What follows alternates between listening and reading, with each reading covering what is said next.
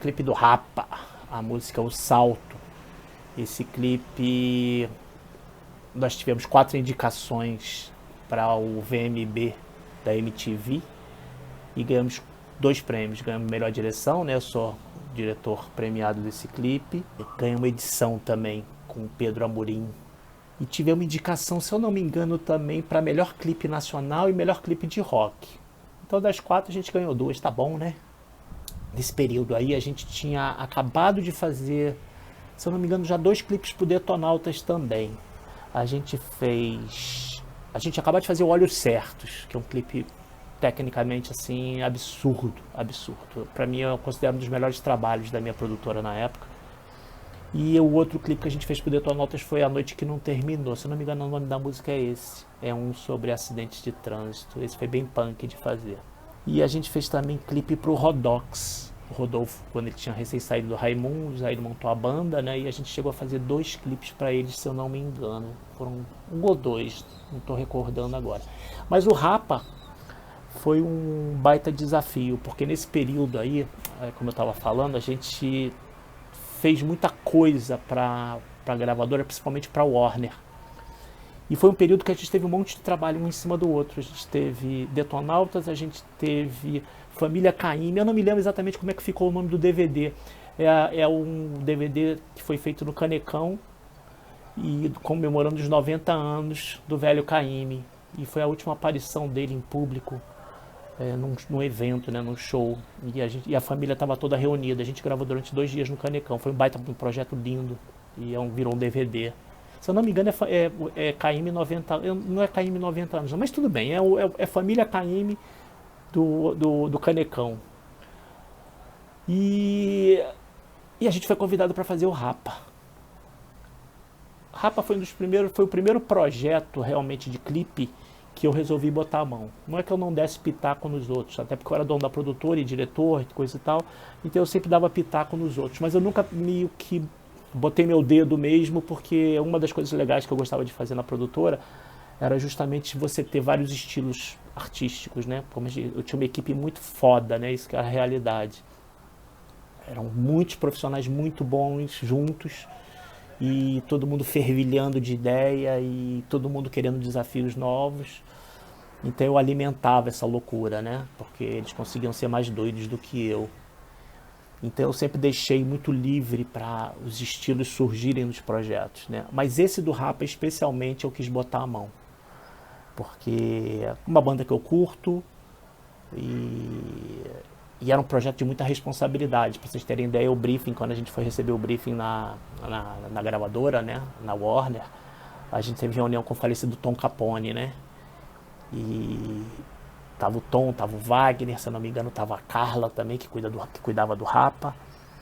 E aí eles viraram e falaram assim: olha só, vocês vão fazer o Rapa, só que a parada é o seguinte, vocês têm que ganhar prêmio, porque o Rapa ganha prêmio todo ano. Esse foi o briefing que a gente recebeu, né?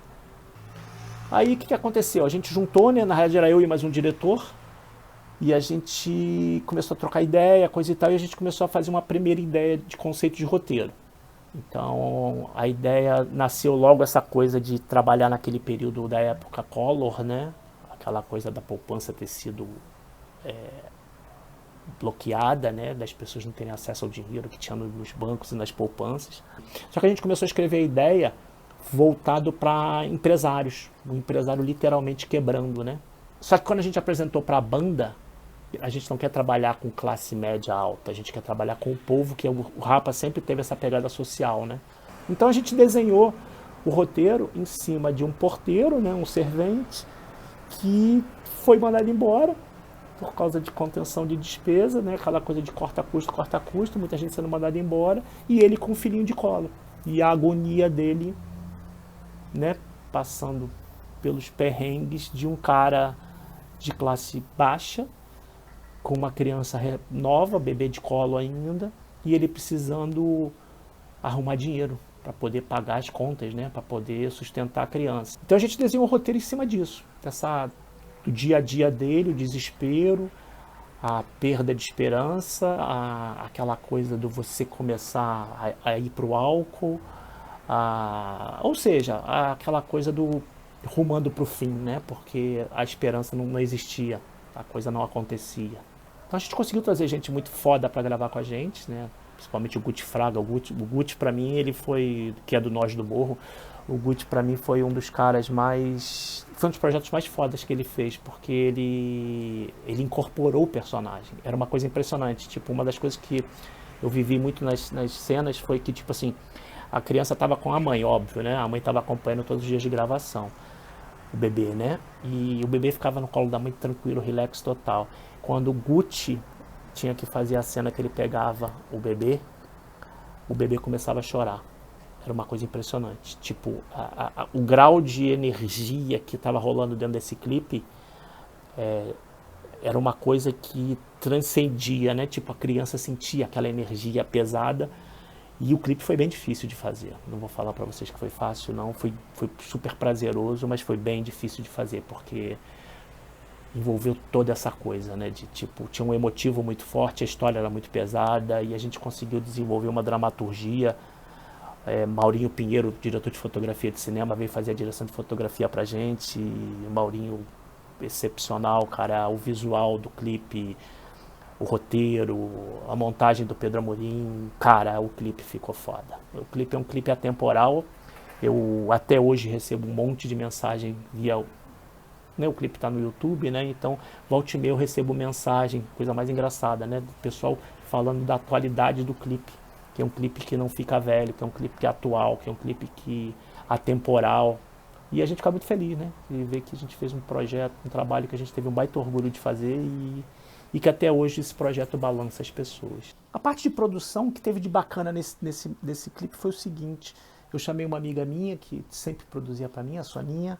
Soninha, sensacional. Soninha sempre faz os milagres dela, porque a grana nunca dá, a gente viaja muito mais querendo fazer, precisando de muito mais recurso do que a gente tem disponibilidade de grana para viabilizar. E uma das coisas que a Soninha correu atrás foi aquele iníciozinho, que a gente precisava de uma imagem Quer dizer, essa é a parte mais fácil, né? Ela correu atrás em cima daquela imagem do Collor.